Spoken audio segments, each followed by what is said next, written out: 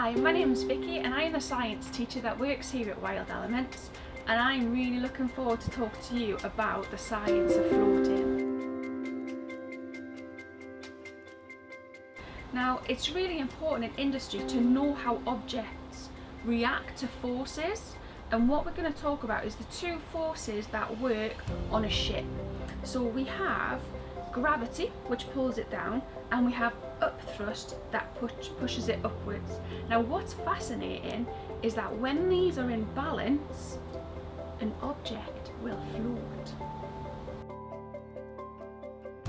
So for the three lessons that you're going to do on the science of floating, the first we're going to be looking, as I say, at the ships, and you're going to be building a ship out of natural material. Now you can create things from plastic like plasticine, but here at Wild Elements we're really passionate about natural materials, so you're going to be using natural clay which has been extracted from rivers.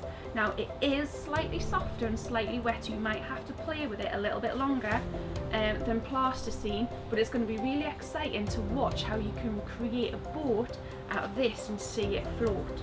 So the second lesson that you're going to be doing, you're going to be looking in quite a bit more detail about why things float and how forces become balanced.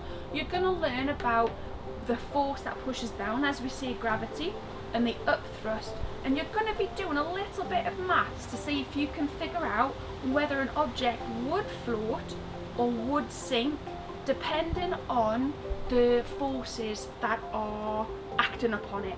And then your third lesson, we're going to get even more crafty, and you're going to be creating a slightly bigger ship and maybe having a little bit of a competition to see which boat will float the longest, and you're going to be creating them out of recycled materials. Throughout these three lessons, you're going to be developing lots of scientific skills, so being able to identify the three different kinds of variables: independent, dependent and control variables.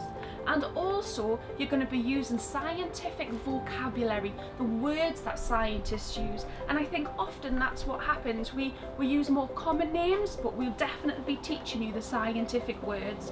And then the final real skill you'll be using is formula. Scientists are inherently lazy, and we like to do things very simply, and by using scientific formulas that helps us work out the maths. You'll be doing floating and sinking. And I know you're going to have lots of fun over the next three lessons, and I just can't wait to hear the kinds of questions that you ask and the things that you've learned over these three lessons. So thank you very much, and we'll see you soon.